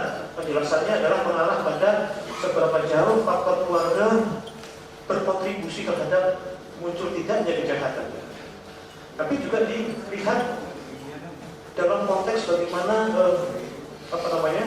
pelaku tersebut itu berada dalam status ekonomi yang seperti apa. Biasanya yang paling rentan melakukan kejahatan secara temuan-temuan penelitian yang banyak adalah posisi ekonomi yang lemah, yang rendah. Oke, jadi di sini bisa menjelaskan hubungan antara masalah keluarga dan delinkuensi dalam kaitannya dengan kondisi sosial dan ekonomi. Menarik, bisa memperkaya penjelasan tentang kejahatan, tapi khususnya biasanya dilakukan dalam penjelasan tentang kenakalan anak, delinkuensi. Ya, lanjut. Ini ada teoris, itu ada gambarnya juga sepertinya nggak berarti, tapi sebetulnya ada korelasi antara behavior dan age, umur dan tingkah laku. Itu blank, bisa diisi. Semakin muda usia, semakin tingkah lakunya menjurus atau cenderung menjadi tingkah laku kriminal atau tidak, seperti itu. Nah, ini dijelaskan, ditegaskan bahwa tingkat pengendalian diri seseorang yang ditetapkan pada masa awal dalam kehidupan dan perjalanan tingkah lakunya akan selamanya stabil, good or bad. Jadi kalau misalnya seseorang yang pada masa anak-anaknya sudah cenderung melakukan kenakalan dan kemudian kenakalan itu dirawat dalam perjalanan hidupnya, maka dia akan punya pandangan yang stabil tentang baik dan buruk. Dalam arti bahwa dia akan cenderung melakukan kejahatan di masa dewasanya. Ini ada latent trait teoris, ada yang disebut sebagai master trait pembawaan. Nah, atribut personal mungkin saja ditimbulkan pada kelahiran atau ditetapkan pada kehidupan awal seseorang.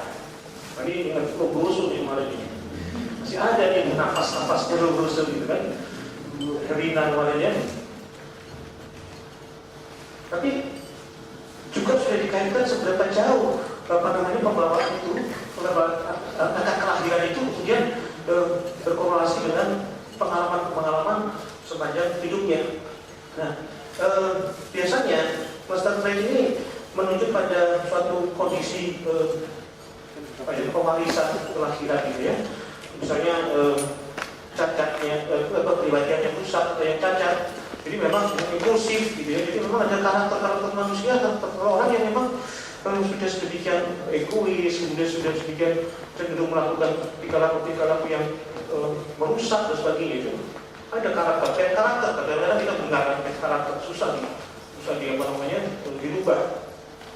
Cacat kecerdasan, kemudian kelainan genetik dan pengaruh lingkungan pada fungsi otak.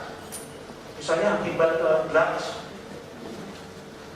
kimia, bahan-bahan kimia, perlukaan misalnya dialami pada masa kehidupan awal, misalnya jatuh dari pohon, terbentur kepalanya dan sebagainya, itu kemudian bisa mempengaruhi orang dalam perjalanannya cenderung melakukan kejahatan. Tanpa menghilangkan aspek gender, orang-orang yang satu di antara pembawaan tersebut sangat mungkin berada dalam risiko kejahatan dan karir kriminal. Apalagi kalau semuanya komplit di dalam satu diri manusia, ya. Dia juga kepribadiannya impulsif, kurang cerdas, dia cacat kelainan genetik dan sebagainya, Pak. Sudah merupakan orang yang punya kecenderungan keras untuk melakukan kejahatan dan berkali dalam kejahatan. Ini menurut latent trait teori. Ya.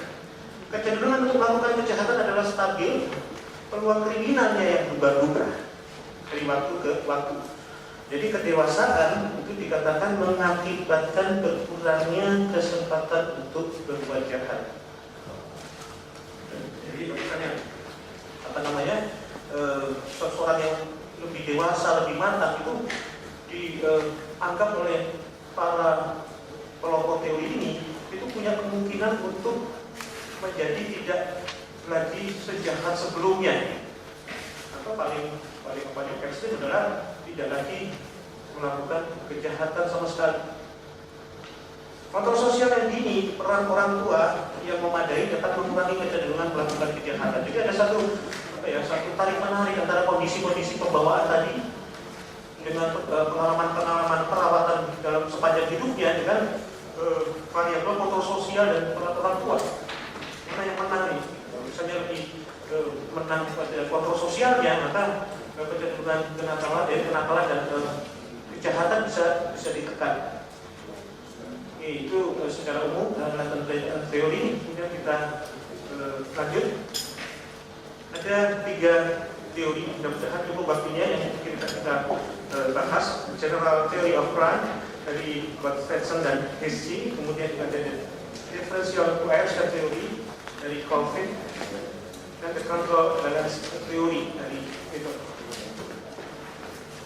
Oke, lanjut. General teori, apa yang bisa kita sarikan? Pertama adalah kita selalu melihat premis utamanya. Orang-orang yang memilih untuk melakukan kejahatan ketika mereka kekurangan kontrol diri. Jadi seseorang yang tidak dalam kontrol yang ketat itu sebetulnya punya peluang untuk memilih, bukan kemudian otomatis melakukan kejahatan. Punya peluang untuk memilih melakukan atau tidak melakukan kejahatan. Jadi dari semata-mata dia melakukan kejahatan sebenarnya. Orang-orang yang kekurangan kontrol ini akan menangkap peluang kejahatan. Kenapa? Karena peluang kejahatan itu sangat berlawanan dengan keberadaan kontrol itu. Semakin orang jauh dari kontrol, maka sebenarnya semakin dia berdekatan dengan peluang kejahatan. Nah, ini menggunakan teori pilihan rasional. Ini coba bayangkan begitu bebasnya teori integratif ini itu menggabungkan teori-teori. Pilihan rasional itu suatu pilihan yang bisa dikatakan pra-modern ya. Gitu. Kemudian dengan teori kontrol secara bersamaan. Jadi kalau Ibu dan Bapak kemudian nanti dalam waktu ke depan melihat rational choice theory dan social control theory, maka akan menemukan gabungan ini. Oke ya.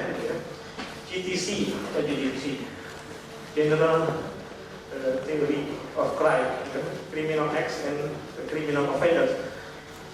Itu satu konsep-konsep yang digabungkan, di mana konsep-konsep itu bisa saja ada dalam satu teori yang berbeda atau mungkin lebih teori yang berbeda.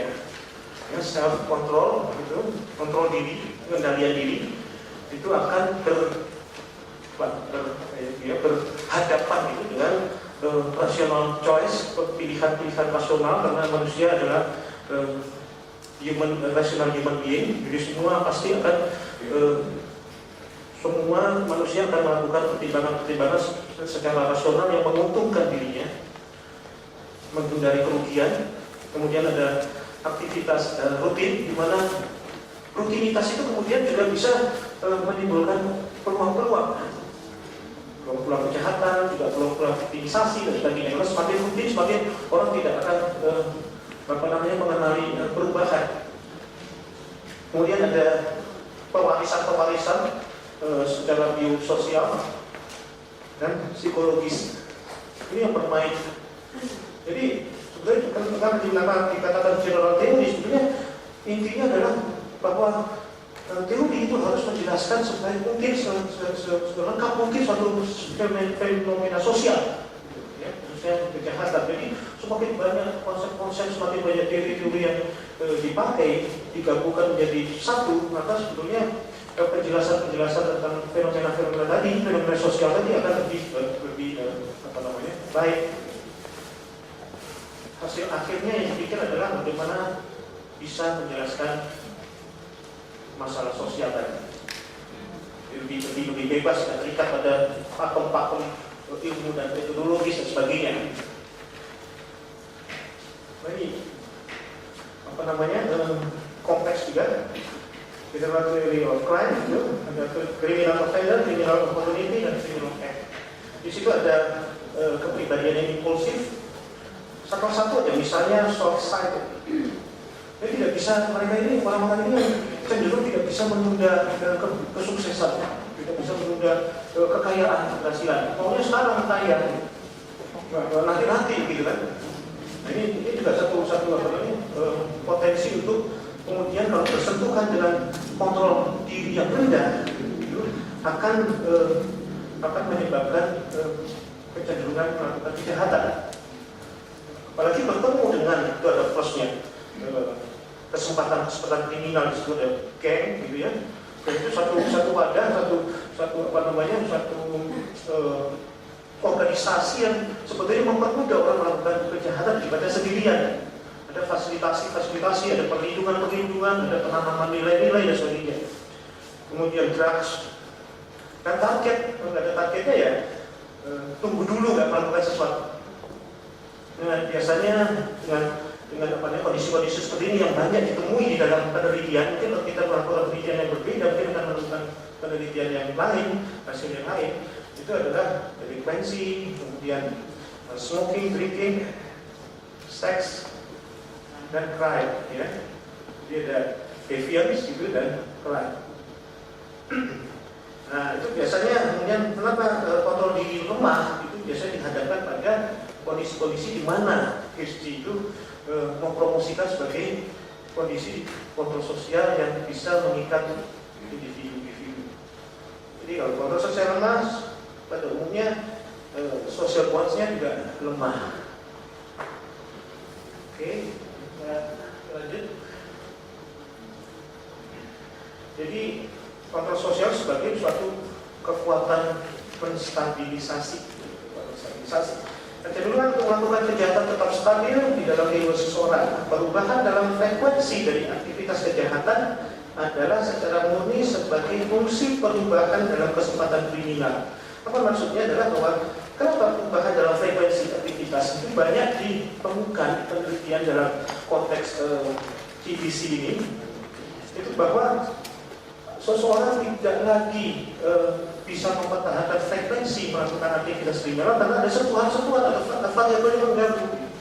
Variabel mengganggu itu bisa adalah kontrol dari eksternal, keluarga, sekolah, bahkan wujud-wujud penegakan hukum.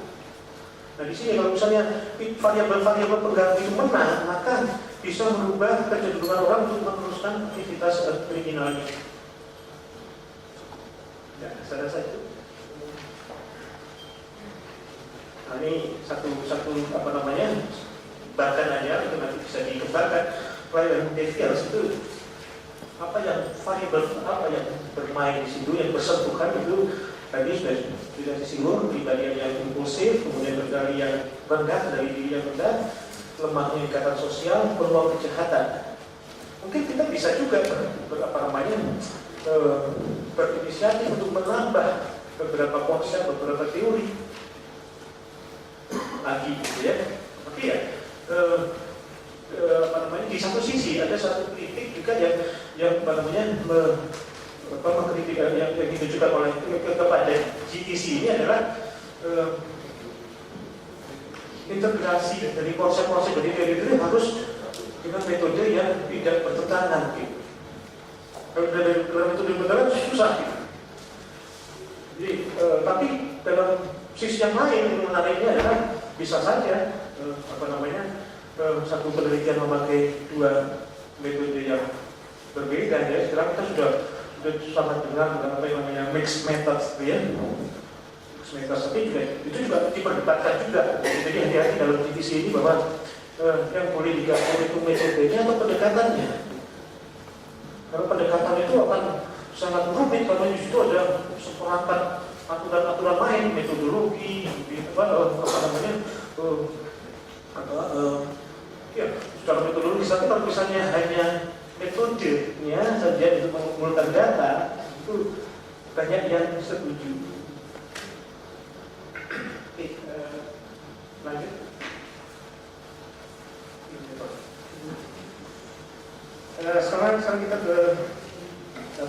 paksaan yang berbeda-beda. Teori yang menjelaskan ada suatu paksaan yang berbeda-beda yang dialami oleh individu yang kemudian berkorelasi dengan kecenderungan dia melakukan kejahatan atau tidak. Pengendalian diri yang rendah diproduksi melalui pengalaman yang dimiliki seseorang tentang kekuatan sosial yang destruktif yang disebut sebagai coercion, ya, paksaan. Itu ada interpersonal coercion, ada impersonal coercion, dan ada pro-social behavior. Interpersonal coercion itu juga disebut sebagai direct coercion, langsung penggunaan atau ancaman, kekuatan atau intimidasi dari orang tua, peers, dan significant others. Significant others itu kadang-kadang juga lebih berperan dalam hal mengontrol individu daripada peers-nya, daripada schools, atau gereja dan sebagainya, ya. Nah, kemudian ada yang paksaan di luar kendali individu, misalnya tekanan-tekanan ekonomi, sosial, kondisi kemiskinan, itu tekanan itu tidak bisa melakukan sesuatu secara maksimal dan sebagainya, dan kompetisi kadang-kadang orang yang kalah itu bukan karena memang dalam kondisi yang sama, tapi dalam kondisi yang berbeda. Satunya sudah bisa lari sekian meter terlebih dahulu, satunya masih merangkak di tempat gitu kan, tidak punya fasilitas dan sebagainya. Itu merupakan satu paksaan personal, dianggap sebagai paksaan personal.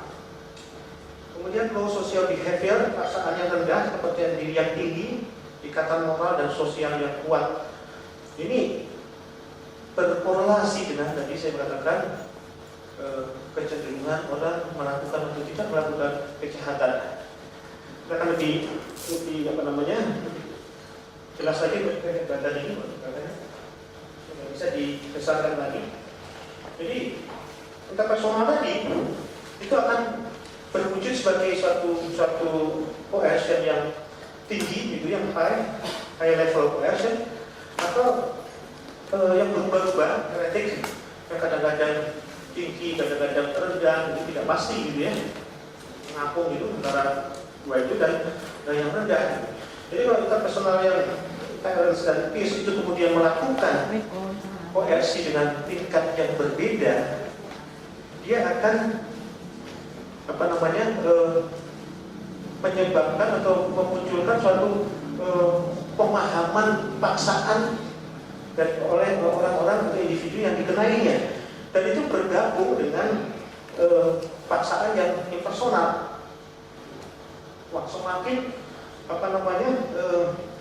Semakin tertekan orang itu karena paksaan itu dan berrespons terhadap tekanan itu. Nah, respons itu kemudian pada umumnya bisa terwujud sebagai antisocial behavior. Tapi kalau misalnya yang rendah itu tidak pernah merasa tertekan secara berlebih dan sebagainya, sudah wajar-wajar saja dan sebagainya, maka tingkah lakunya akan lebih pada prososial. Nah, ini satu gambaran singkat. Ya. Ini teori yang selanjutnya, ya, control balance teori. Itu ada dua premis yang sebetulnya sangat bertentangan, bereaksi secara berbeda. Gitu. Sejumlah kendali dari seorang adalah berlaku bagi orang lain. Jadi kalau kita melakukan kendali pada orang, sebenarnya yang dikenai kendali adalah orang lain. Kekurangan kendali dapat mendorong ke arah pemaksaan itu suatu pemerasan yang luar biasa gitu, pertentangan dan kepatuhan yang berlebih. Semakin hilang dulu kalau kita mengendalikan itu dalam arti bahwa jangan sampai saya disentuh secara berlebih dengan orang. Jadi kita akan mengontrol itu. Misalnya atasan kita tidak punya kendali terhadap atasan kita gitu. Jangan mau aja disuruh-suruh tanpa batas gitu kan. Ini di sebelah saya atasan susah ngomongnya gitu. Tapi kalau kendali saya kepada atasan itu hilang gitu, atau melemah, maka bisa saja secara sengaja tidak sengaja atasan tadi melakukan pemaksaan dan sebagainya. sebagainya, menuntut kepatuhan yang luar biasa dan sebagainya. Nah di sebelah sini itu juga sejumlah kendali dari seseorang dapat menggelisahkan orang lain. Menggelisahkan itu adalah efek psikologis. Menggelisahkan itu dalam arti seorang yang dikenai itu tadi akan sadar tentang kedudukan masing-masing, jangan sampai melewati batas itu sebenarnya. Jadi kalau tidak ada itu atau melemah, maka muncul eksploitasi. Makanya undang-undang, peraturan dan sebagainya sebenarnya adalah efeknya adalah menjaga tadi, untuk menggelisahkan orang untuk tidak melakukan sesuatu atau menuntut sesuatu di luar, melebihi aturan-aturan yang ada dan sebagainya, perampasan, merosotkan dan sebagainya. Nah, konformitas itu dihasilkan ketika dua elemen di atas berada pada keseimbangan. Konformitas. Kalau tidak seimbang ya karena menghasilkan perilaku menyimpang dan kejahatan. Ya. Ya ini satu gambaran tentang developmental life cost theory. Jadi teori-teori yang menjelaskan ada suatu perjalanan kehidupan yang berpengaruh terhadap bagaimana orang melakukan atau tidak melakukan kejahatan. Jadi efeknya itu pengalaman-pengalaman tadi yang berperan dengan kecenderungan dia melakukan kejahatan. Ketika individu menjadi dewasa dan mengembangkan perjalanan hidupnya, sosialisasi dan pengalaman hidup yang berbeda berpengaruh pada perjalanan tingkah lakunya. Maka sekali menjadi nakal tidak harus selalu menjadi nakal. Karena nakal kalau sudah bekerja, dia punya satu lingkungan pekerjaan, di mana lingkungan kerja itu sangat normatif, gitu, memberikan tuntutan-tuntutan, pembelajaran, pembelakuan yang sesuai norma-norma dominan dan sebagainya. Nah, tadi kecenderungan bisa diperangi. Semakin ingin menang, maka semakin kemudian dia menikah misalnya, dia sudah harus berhadapan dengan keluarga yang berbeda, dengan tuntutan-tuntutan yang berbeda. Ini mengisi kekosongan yang tidak ada selain sebelumnya adalah kecenderungan permisif terhadap norma-norma yang antisosial. Oke. Lanjut. Five cost theories itu. Di sana faktor-faktor personal dan sosial mengendalikan dorongan dan stabilitas dari karir kriminal. Yang di sini dikatakan bahwa untuk itu sebetulnya tidak mudah membuktikan. Harus ada data yang begitu hebat, long term studies dan sebagainya itu diperlukan untuk mengikuti perjalanan anak itu, perjalanan hidupnya. Ada perubahan nggak? Ada pergeseran nggak? Ada perpindahan tidak? Nilai-nilai yang tadi antisosial adalah menjadi nilai-nilai yang prososial. 5 menit lagi, oke ya. Nah itu untungnya kalau misalnya ada bahannya ya, jadi kalau misalnya sudah cukup ada bahannya. Sebentar, mungkin yang terakhir ya, biar adil gitu, kena semua. Ini interactional theory of delinquency. Nah, ada variabel perikatan sosial bonding lah sebenarnya. Kemudian di sebelah kanan itu ada profile gitu ya, individual profile ada sosial, kelas sosial, ada ras gitu, ada seks itu, jenis kelamin, neighborhood, karakteristik lingkungan tetangga, secara spesifik lingkungan sosial itu. Kemudian di bawah ada learning variables, association with delinquent peers atau formasi-formasi dari nilai-nilai delinquent. Ini yang kemudian bersama-sama mempengaruhi orang untuk melakukan atau tidak melakukan kejahatan. Jadi dari sini saja kita sudah lihat international theory of delinquency ini sudah memakai konsep atau teori apa saja yang kita. Ini bisa disebut by social theory yang sebelah kanan itu social bond gitu ya. Yang di sini ada learning variables termasuk sutherland, mungkin juga termasuk nanti kultur, bagaimana budaya itu berpengaruh, nanti Prof. Tony juga akan bicara itu kan. Kemudian bersama-sama menghasilkan keterpengaruhan terhadap individu apakah melakukan atau tidak melakukan kejahatan. Saya rasa walaupun tidak semua saya bisa kemukakan, ada bahannya, mungkin Bapak dan Ibu akan bisa. Terima kasih. Oke, tentu saja kita pada pertanyaan. Ya, untuk merekonstruksi teori kriminologi. Nah, lihat, kalau saya lihat di sini barangkali perlu kita pilah kalau kajian teoretiknya itu ada teori yang sifatnya makro, ada yang mikro, dan ada breeding teori. Yang kedua, saya lihat di sini di paparan materi kita belum ada yang menunjuk kepada yang mana yang makro untuk teori kriminologi. Mana yang makro, mana yang mikro. Saya lihat bahwa perlu sekali ada yang makro untuk menjadi payung semua teori kriminologi. Karena kalau mau dipasang-pasangkan satu dengan lain seperti yang paparan terakhir, ibarat seorang tentara yang menggunakan semua peluru gitu ya, dan semua kena. Saya kira perlu ada yang satu yang makro, yang kayak rudal gitu ya, kalau persentaan militer. Ada yang rudalnya, peluru kendalinya. Yang makronya yang mana yang kamu ambil? Apakah yang multifaktor itu yang makro, laten teori menjadi kita kategorikan sebagai mikro, atau yang lain itu breaking kedua-duanya? Pada ingatnya kalau kajian teoretiknya itu, kalau dalam teori ilmu hukum itu ada yang disebut grand teori, yang disebut yang makro, grand teori. Yang satu itu ada middle, yang mungkin yang mikro, yang breaking itu yang applied itu yang applied teori. Nah, di sini kita lihat pemateri mungkin bisa memilah mana yang kira-kira yang dijadikan makro dari sekian banyak teori yang dipaparkan. Yang kedua, saya ingin kaitkan dengan postmodernisme. Ini kira-kira teori yang kita rekonstruksi ini kena nggak ada postmodernisme yang kita wacanakan kemarin itu, yang menjadi apa macam-macam dan sebagainya. Saya kira itu. Terima kasih. Apabila sejak kemarin teori Lombroso itu dianggap sudah tidak berguna lagi, tapi dalam kenyataannya kita sekarang masih tetap mempergunakan teori Lombroso, terutama misalnya dalam pembuatan film-film, sinetron dan sebagainya.